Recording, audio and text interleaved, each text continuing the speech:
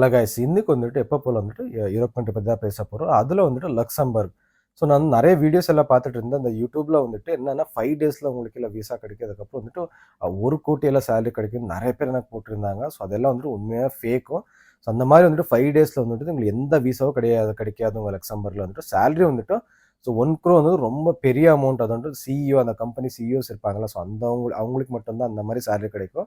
ஆனால் நல்ல சேலரி மற்ற யூரோப் கண்ட்ரிகளை கம்பேர் பண்ணால் ஒரு நல்ல சேலரி இருக்குது. ஆனால் வந்துட்டு ஸோ 1 கோடி அந்த அளவுக்கு எல்லாம் சேலரிலாம் கிடைக்காது. ஸோ அந்த மாதிரி ஃபேக் நியூஸ் எல்லாம் பார்க்காதீங்க, அது ரொம்ப கஷ்டம். அது எஸ்பெஷலி இந்த 5 டேஸில் விசா கிடைக்கிறது வந்து ரொம்ப பொய்யன்னே சொல்லலாம். ஏன்னா வந்துட்டு ஸோ 15 டேஸ் மினிமம் சொல்லியிருக்காங்க. ஆனால் வந்துட்டு ரொம்ப எமர்ஜென்சி இருந்தால் அந்த கம்பெனி மட்டும்தான் அந்த 15 டேஸில் விசா கிடைக்கும். அதுவும் ரொம்ப ரேரும். ஸோ மினிமம் வந்துட்டு உங்களுக்கு 3 to 6 month ஆகும் உங்களுக்கு விசா கிடைக்கிறதுக்கு.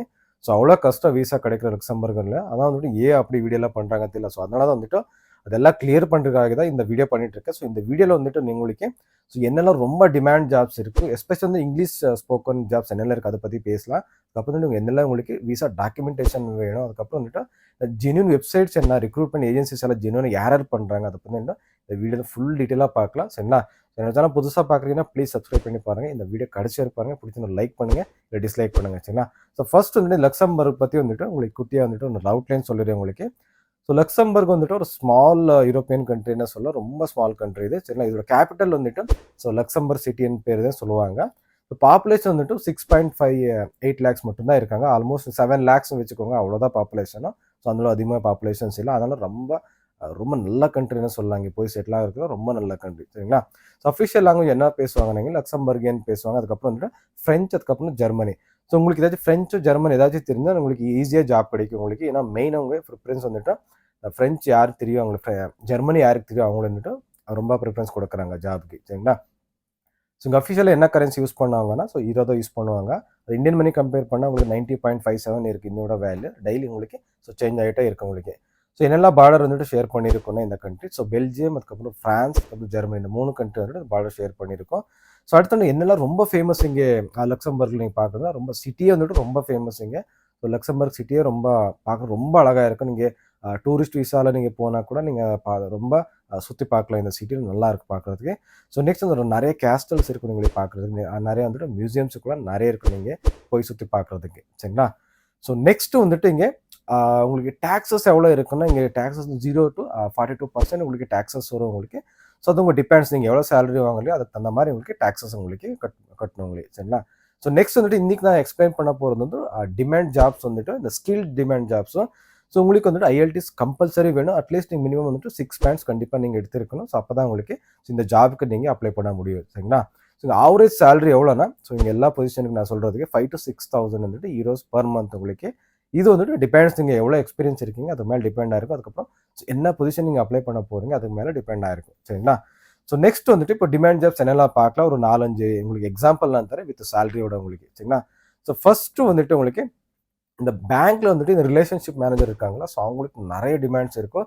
ஸோ மினிமம் வந்துட்டு உங்களுக்கு 3 to 4 years நல்ல எக்ஸ்பீரியன்ஸ் இருந்து நீங்கள் கண்டிப்பாக நீங்கள் ட்ரை பண்ணலாம். ஸோ மினிமம் சேலரியே வந்துட்டு உங்களுக்கு 5,800 வரைக்கும் உங்களுக்கு பர் மந்த் உங்களுக்கு சேலரி கிடைக்கும். அது டிபெண்ட்ஸ் உங்கள் எக்ஸ்பீரியன்ஸ் தகுந்த மாதிரி உங்களுக்கு கிடைக்கும். சரிங்களா? நெக்ஸ்ட் வந்துட்டு இந்த பேக் ஆஃபீஸில் வந்துட்டு நிறைய ஓப்பனிங்ஸ் இருக்குது. எஸ்பெஷலி இந்த ஃபைனான்ஸ் டீமில் வந்துட்டு நீங்கள் எக்ஸ்பீரியன்ஸ் இருந்தால், நீங்கள் ஃபைனான்ஷியல் டிபார்ட்மெண்ட் எக்ஸ்பீரியன்ஸ் வந்து கண்டிப்பாக நீங்கள் ட்ரை பண்ணலாம். அட்லீஸ்ட் ஒரு மினிமம் ஒரு 3 years எக்ஸ்பீரியன்ஸ் இருந்தாலும் நீங்கள் ட்ரை பண்ணலாம். சேலரி உங்களுக்கு ஸோ பர் மந்த் உங்களுக்கு 5,000 euros நீங்கள் பே பண்ணுறாங்க. அது டிபெண்ட்ஸ் உங்கள் எக்ஸ்பீரியன்ஸ். சரிங்களா? ஸோ அடுத்து வந்துட்டு இந்த ப்ரொடக்ஷன் மேனேஜர் இருக்காங்களா, அவங்களுக்கு இந்த இன்ஜினியரிங் படிச்சுட்டு ப்ரொடக்ஷன் டிபார்ட்மெண்ட்டில் ஒர்க் பண்ணுறாங்களா, ஸோ அவங்களுக்கு நிறைய ஓப்பனிங்ஸ் இருக்கும். நீங்கள் 4 to 6 years ஒரு நல்ல ஒரு சீனியர் லெவலில் எக்ஸ்பீரியன்ஸ் இருந்தவங்களுக்கு நல்ல சேலரி உங்களுக்கு பர் மந்த் உங்களுக்கு 8,000 மினிமம் ஆவரேஜ் சேலரி வந்துட்டு 8,000 euros பே பண்ணுறாங்க. ஒரு நல்ல சேலரின்னு சொல்லலாம் உங்களுக்கு. சரிங்களா? ஸோ அடுத்தது வந்துட்டு இந்த இண்டஸ்ட்ரியல் டெவலப்மெண்ட் இருப்பாங்களா, இந்த பிடிபி பிஸ்னஸ் டெவலப்மெண்ட் மாதிரி இந்த இண்டஸ்ட்ரியல் டெவலப்மெண்ட் மேனேஜர் இருப்பாங்க. ஸோ அவங்களுக்கு ஸோ நிறைய ஓப்பனிங்ஸ் இருக்கும். உங்களுக்கு ஒரு 5 years எக்ஸ்பீரியன்ஸ் இருந்தால் நீங்கள் ட்ரை பண்ணலாம். மினிமம் உங்களுக்கு ஸோ ஒரு ஆவரேஜ் சேலரினா வந்து உங்களுக்கு ஒரு 5,300 euros நீங்கள் பே பண்ணுவாங்க. ஒரு நல்ல சேலரி லக்சம்பர்கில். சரிங்களா? ஸோ அடுத்து வந்துட்டு இந்த கேர் கிவர் அசிஸ்டன்ட் இருக்காங்களா, ஸோ அவங்களுக்கு நிறைய ஓப்பனிங்ஸ் இருக்கும். நீங்கள் ஸோ யூகேல ஏதாச்சும் நீங்கள் நல்ல ஒரு 2 to 3 years எக்ஸ்பீரியன்ஸ் நீங்கள் வச்சிருந்தா கண்டிப்பாக நீங்கள் இந்த கண்ட்ரி ட்ரை பண்ணலாம்.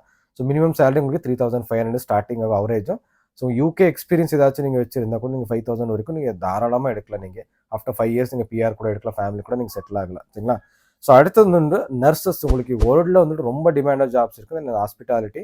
ஸோ அதில் மெயினாக வந்துட்டு இந்த நர்சஸும், அதுக்கப்புறம் வந்துட்டு இந்த லேப் டெக்னீஷியன், அதுக்கப்புறம் டாக்டர்ஸு, டென்டிஸ்ட், உங்களுக்குலாம் நிறைய ஓப்பனிங்ஸ் இருக்கும். சரிங்களா? ஸோ நர்சஸுக்கு வந்துட்டு மினிமமே உங்களுக்கு 3 to 4 இயர்ஸ் நீங்கள் எக்ஸ்பீரியன்ஸ் இருந்தால் நீங்கள் சேலரி வந்துட்டு ஒரு 7,000 யூரோஸ் பே பண்ணுறாங்க. இது ஒரு நல்ல சேலரின்னு சொல்லி நீங்கள் கம்பேர் பண்ணி பார்த்துக்கோங்க. 7,000 இன்ட்டு 90 ருபீஸ் கணக்கு பார்த்தாலும் உங்களுக்கு எவ்வளோ சேலரி ஆகுதுன்னா கிட்டத்தட்ட உங்களுக்கு 5 லேக்ஸ் வரைக்கும் உங்களுக்கு கிடைக்கும். சரிங்களா?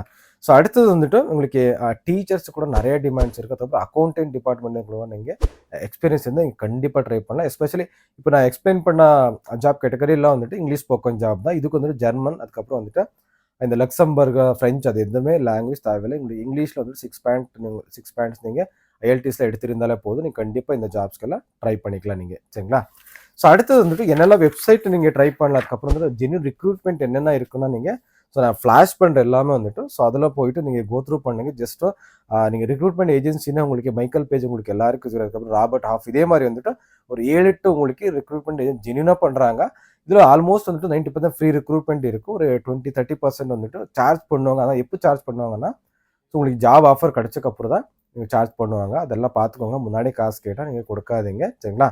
ஸோ நீங்கள் ரெக்ரூட்மெண்ட் ஏஜென்சி எப்படி நீங்கள் அப்ரோச் பண்ணணும்னா ஒரு நல்ல சிவி அதுக்கு கவர் லெட்டர் வந்துட்டு ரெடி பண்ணிக்கோங்க. அதுவும் வந்துட்டு இந்த லக்சம்பர்க் ஃபார்மேட்டில் ரெடி பண்ணிக்கோங்க. ஸோ ஏன்னா வந்துட்டு அங்கே ஃபார்மேட் அந்த சாஃப்ட்வேர் வச்சுருக்காங்க. அந்த ஃபார்மேட்டில் வரலைன்னா அதை டிஸ்கார்ட் பண்ணிடுவாங்க. அந்த ரெசுமே உங்களுக்கு கம்பெனிக்கு ரீச் ஆகுது அந்த மாதிரி பண்ணிடுவாங்க. ஸோ நீங்கள் அந்த லக்சம்பர்க் ஃபார்மேட்டில் வந்துட்டு நீங்கள் உள்ள நல்ல சிவி அதுக்கப்புறம் கவர் லெட்டர் நீங்கள் ரெடி பண்ணிக்கோங்க.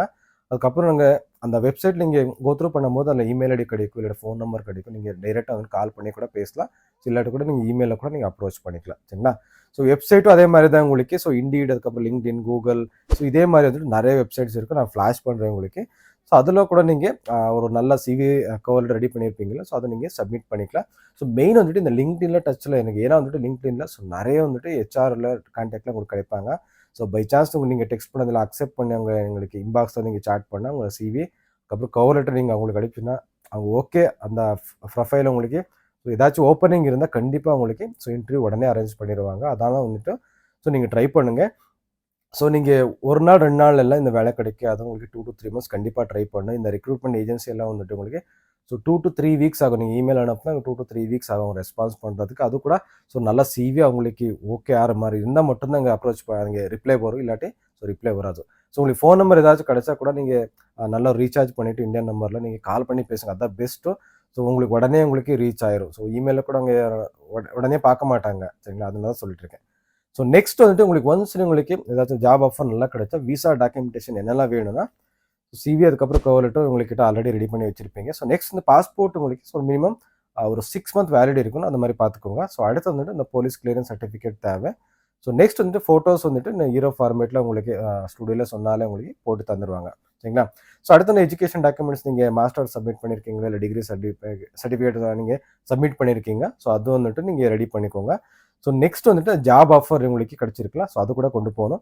ஸோ அடுத்து வந்து கான்ட்ராக்ட் லெட்டர் நீங்கள் 2 years இல்லாட்டி வந்து 3 years உங்களுக்கு ஒர்க் பர்மிட்டோ அதை பற்றி கான்ட்ராக்ட் லெட்டர் நீங்கள் இஷ்யூ பண்ணியிருப்பாங்க. ஸோ அந்த லெட்டர் கூட நீங்கள் ஸோ எடுத்துகிட்டு போகணும். ஸோ நெக்ஸ்ட் வந்து ஃப்ளைட் டிக்கெட் வந்துட்டு ஒரு 3 months முன்னாடி நீங்கள் ஆஃபர் லெட்டர் கிடச்சிட்டு ஸோ அதுக்கு ஒரு 2 months தாண்டி நீங்கள் டிக்கெட் புக் பண்ணிவிட்டு அது கூட ஒரு டம்மியை கன்ஃபர்மேஷன் இல்லாட்டி கூட பிரச்சனை இல்லை, அது கூட நீங்கள் சப்மிட் பண்ணணும். ஸோ நெக்ஸ்ட் வந்து அகாமடேஷன் ப்ரூஃப் என்னன்னா ஆல்மோஸ்ட் எங்களுக்கு எம்ப்ளாயரே கொடுத்துருவாங்க. ஏன்னா வந்துட்டு அகாமடேஷன் கண்டிப்பாக அவங்களுக்கு இனிஷியல் ஸ்டேஜில் கொடுப்பாங்க.